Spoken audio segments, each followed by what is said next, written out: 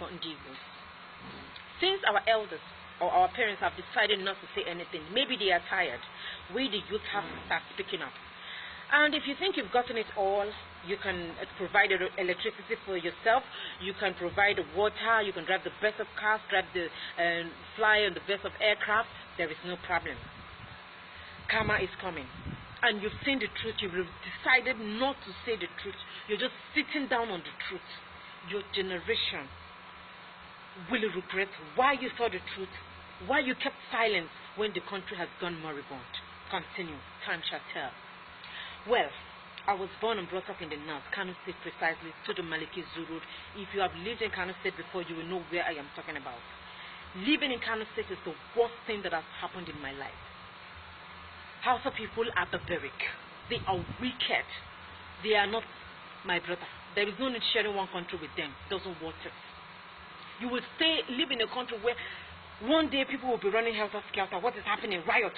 What is causing the riots? Nobody knows. People are being butchered on the road. Street blood. Everybody is running helter skelter. And if you are very fortunate, your father or your mother manages to come back that day, go and thank your God. Because whenever riots start, there is nobody, no phone callers at that time. There's no phone, no GSM, nothing. You just be hoping, praying. And as I had my kid friends then, that while I was rejoicing that my parents are back, they were crying because their parents couldn't make it. They butchered them. So tell me why I should live in a country where somebody is so wicked that he will comfortably kill somebody without having remorse. My father had a pharmacist shop. My father was a pharmacist then. He had a medicine shop. How some people burnt it from the roof down to the brim. My mother sells, she was a trader then at Canteen Quarry. They burnt it from the roof down to the brim. And you are still telling me to be sharing one country with them, somebody I don't share the same school of thought with, we don't wear the same clothes, we don't eat the same food, we don't speak the same language, we don't worship the same God, we don't share the same school of thought, we don't have the same mindset, we don't share anything in common. I never experienced 1967 to 1970 riots, but living in Kano State experienced me to what war was all about.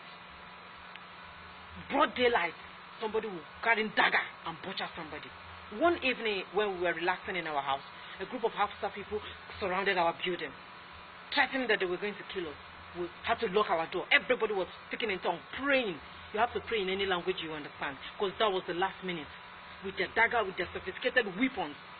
All thanks to one Alaside man.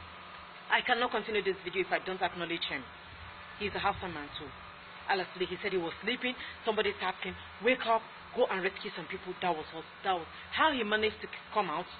She started shooting in the air. The Hausa people, they had to run away.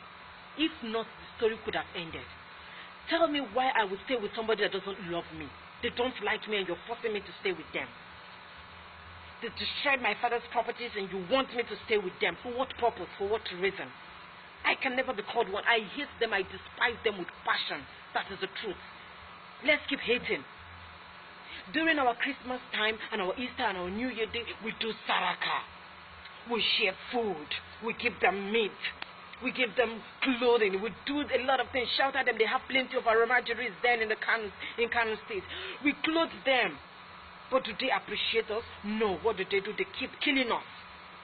And you say I should be called one. No way. And you keep saying that Igbo people, they hate on Hausas. No, Hausa people are the ones hating. We are the ones that is even practicing the so-called one Nigeria. Because Igbo man will go to the north, will go to west. They will erect buildings, build plazas. Go there, you see Igbo people that are very wealthy. Employ Hausa people there. Because we are comfortable anywhere we go, we love our people, we like being our brother's keepers.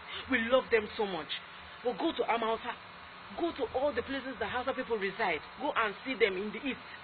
The only property they have is their mat and their badger. They will make money, they will send it back to their place because they don't believe in one Nigeria, because they know we are not one and we can never be one. So why will I be forced to stay in a country where somebody is comfortable? Killing me is just like killing a fowl. They don't like me. They destroyed everything you've built, you've worked. They will come and stay in the east, they will be comfortable. Most of them are shoe shiners. But we accommodate them. But there, they will never accommodate us. When we are progressing, they are angry.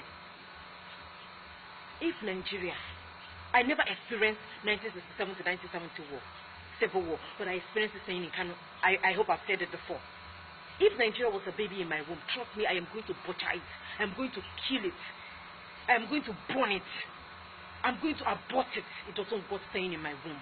Let us separate. Everybody go your different ways. Hausa, Igbo, Yoruba, go your different ways. We are not supposed to be one, even though Yorubas are not threats to us. But Hausa, Obinda no hanazo, Obihano hanazo, wicked people. They are not your friends. That is my opinion.